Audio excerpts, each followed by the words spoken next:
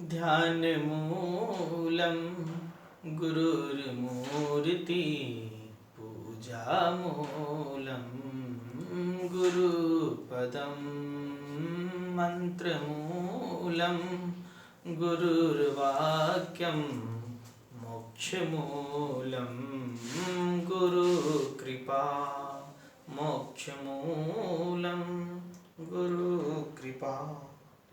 बोलिए श्री सद्गुरुदेव भगवान की, श्री राम ललाज महाराज की, श्री उपस्थित हनुमान जी महाराज की जय। आइए हमारे प्रिय सज्जनों, उपस्थित समस्त भावुक भक्तजनों, माता एवं बहनों, भगवान की असीम अनुकंपा से हम लोग सत्संग की कुछ विलक्षणता की ओर चलते हैं। इसलिए बिनु सत्संग विवेक न होई, राम कृपा बिनु सुलभ न सोई। बड़ा सुंदर स्तन के बारे में कहते हैं बाबा तुलसी राम, गीता में राम जी के श्री मुख से जो वाणी निकलती है बड़ा अद्भुत है। यही तन कर फल विषय न भाई, स्वर्गों स्वल्प अंत दुखदाई। इस तन को प्राप्त करने का फल मात्र सांसारिक भोग मात्र नहीं है। यही तन कर फल विषय न भाई, विषय आदि मात्र नहीं है। खाना पीना सोना जलना, यह हमारे शरीर में जो नौ द्वार है, नाक है, आंख है, मुंह है, कान है, यदि जो भी है वो एक पशु को भी है, एक पक्षी को भी है, और हर एक प्रत्येक जीव जंतु को है। लेकिन मनुष्य के पास एक चीज विशेष है, चिंतन मनन अष्टचक्र परमात्मा तक पहुंचने का साधन है। इसीलिए इसी विषय पर राम गीता में ऐसा भी कहा गया है, साधन धाम मोक्ष कर द्वारा, पाई न जेहि परलोक सवारा।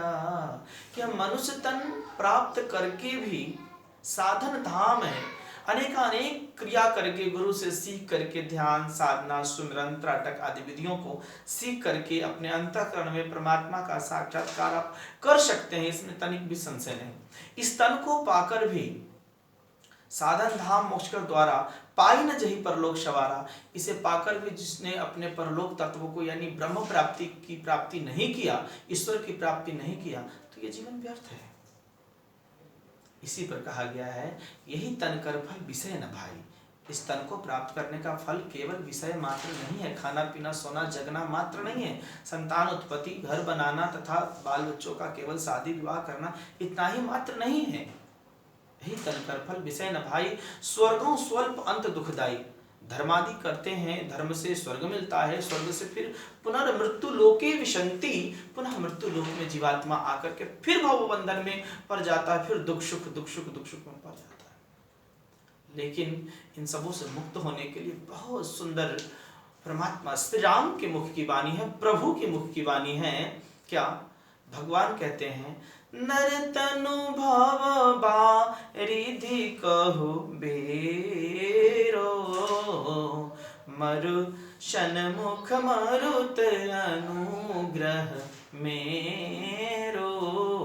परमात्मा कहते हैं कि नर तनु, इस भवसागर से पार होने के लिए, इस दुखों के झंझटों से, इस काम क्रोध लोभ मोह मत्सर आदि खड़ विकारों से पार होने के लिए मैंने तुझे यह मनुष्य तन दिया है। क्या दिया है? मनुष्य तन दिया है। मैं नर तनु भव यानी भव संसार, दुखों का जो ये संसार है, संकटों का जो घेरा है, इन सबों से पार जाने के लिए यद्गत्वा नरण्वन्ते तद्धाम परमम मम, जो परमात्मा कहते हैं एक बार जीवात्मा मेरे धाम को प्राप्त कर जाता है, पुनः इस संसार में दुख काटने दुख भोगने नहीं आता है। उस परम गति की प्राप्ति के लिए मैं मनुष्य तन दिया हूं। तो नर तनुभव बारिधि कहूं बेरो, बारिधि अर्थात यानी जल का जो ये भव सागर रूपी दुखों के सागर, दुखों के खजाना जैसा ये जो भवसागर है, भव बारिधि, नर तनुभव बारिधि कहु बेरो। इस दुखों से पार जाने के लिए, जिस तरह से समुद्र में इस पार से उस पार जाने के लिए, इस देश से उस देश जाने के लिए जहाज है, उसी तरह से भवसागर से हम लोगों को पार होने के लिए मनुष्य तन रूपी जहाज है, मनुष्य तन रूपी जहाज है।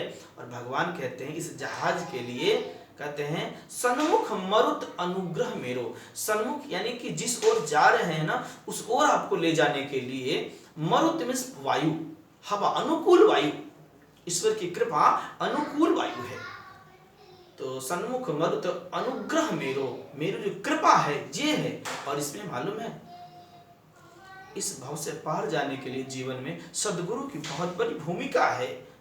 कहते हैं भगवान राम हम सबों को इस शरीर रूपी नौका के दृढ़ खेवनहार गुरु ही हैं, जो सच्चे सज्जन हैं, सदगुरुदेव हैं।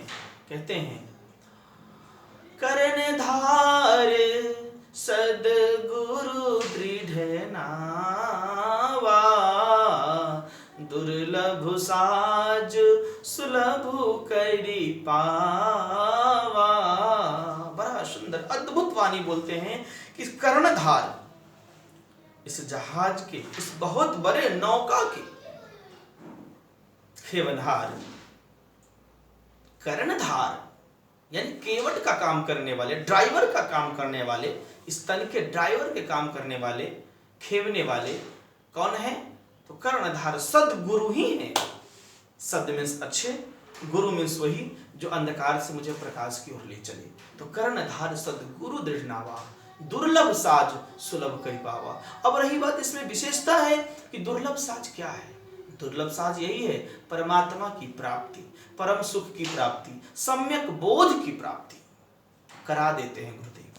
बोलिए श्री सद्गुरुदेव भगवान की जय।